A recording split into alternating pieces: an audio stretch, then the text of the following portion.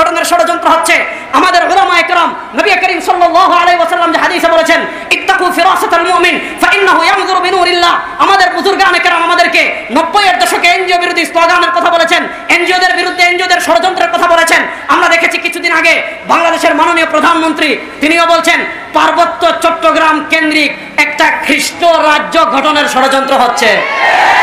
আপনি চিন্তা করেন, একটা জিনিস ভাববেন, আল্লাহ না করুক যদি পার্বত্য চট্টগ্রামে খ্রিস্টানরা শক্তিশালী হয়ে যায়, যদি গণভোটের আয়োজন হয়, সারা দুনিয়ার যত ইহুদি কুফফার আছে সব রাষ্ট্রের পক্ষে ভোট দিবে, আমাদের চেয়ে চেয়ে থাকা ছাড়া কিছু নাই।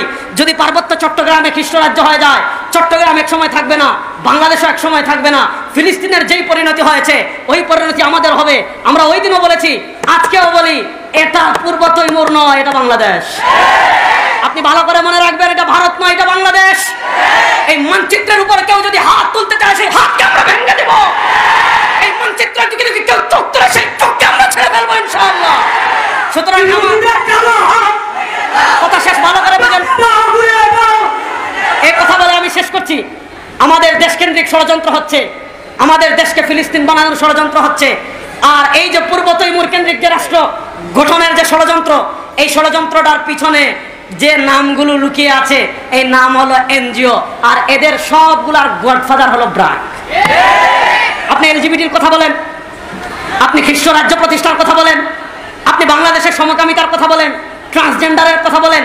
আমরা ট্রান্সজেন্ডারের প্রসঙ্গ যখন আসে, আমরা বন্ধু সুশালের কথা বলি যে এরা আনুষ্ঠানিকভাবে এগুলাকে প্রমোট করছে, কিন্তু আমরা অনুসন্ধান করেছি, এগুলো নিয়ে প্রচুর পড়াশোনা করেছি, আমরা দেখেছি এই সবগুলোকে ছায়া দেয় ব্র্যাক।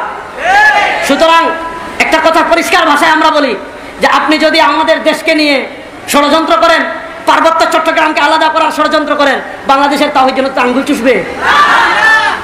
সুতরাং আমরা সতর্ক থাকার প্রয়োজন আছে না নাই? তাহলে এবার আমাদের একটা এনজিওদের ব্যাপারে আমরা সতর্ক থাকবো। 2 নম্বর, আমাদের জীবন যাবে, ইসরায়েলি কোনো পণ্য আমরা ব্যবহার করব না। আমরা বলি জাতীয় উলামা শাখায় পরিষদ থেকে আমরা যখন হুরমতে আকসা কনফারেন্স করেছিলাম, আমরা এটার একটা তালিকা করেছি, আপনারা চাইলে আমাদের থেকে নিতে পারেন, এখানেও বিতরণ হচ্ছে। আপনাদের পরবর্তী প্রজন্মের কাছে এটা পৌঁছাবেন। দেখেন, আমি এই কথা বলে শেষ করছি, শেখুল আরবি ওয়াল আজম শহীদ হুসাইন আহমদ মাদানী নব্বরাল্লাহু মারকাদাহু, আমরা তার কথা সবাই জানি, যার ভিতর পুরা দেওবন্দীয়তের সবকিছুর জাওয়ামে তিনি ছিলেন। যখন সিপাহী বিপ্লব ব্যর্থ হলো, আকাবিরে দেওবন্দ শেখুল মাহমুদ হোসেন দেওবন্দি রহিমাহুল্লাহ রেশমি রুমাল আন্দোলন ব্যর্থ হলো, তখন শেখুল আরবি ওয়াল আজম শহীদ হুসাইন আহমদ মাদানী রহিমাহুল্লাহ যে কাজগুলো করেছিলেন, তার ভিতরে একটা গুরুত্বপূর্ণ কাজ আমাদের শামসুদ্দ আশরাফ হিসাব যেটা বলেছেন মুকাতাত, তিনি ইংরেজদের পণ্য বয়কটের ডাক ব্যাপকভাবে দিয়েছিলেন।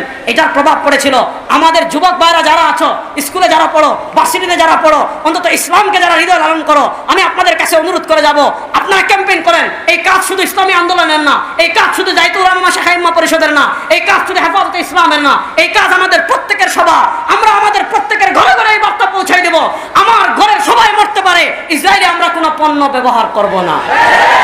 ওয়াদা, ইসরায়েলি কোনো পণ্য আমরা ব্যবহার করব। আল্লাহ রাব্বুল ইজ্জত ওয়াল জালাল যে যুদ্ধে আমরা অবতীর্ণ হয়েছি, যে বুদ্ধিবৃত্তিক জিহাদ, আমরা কিছুদিন আগে এনজিও বিরোধী আমরা প্রোগ্রাম করেছিলাম, আমাদের শাইখে চরম ভাই সেখানে বলেছিলেন যে এখন যে যুদ্ধ চলছে আল গাজওয়াতুল ফিকরিয়া, বুদ্ধিবৃত্তিক যুদ্ধ, সেই বুদ্ধিবৃত্তিক যুদ্ধ আমরা শেষ পর্যন্ত চালিয়ে যাব, যতক্ষণ রক্ত থাকবে যুদ্ধ চলবে ইনশাআল্লাহ।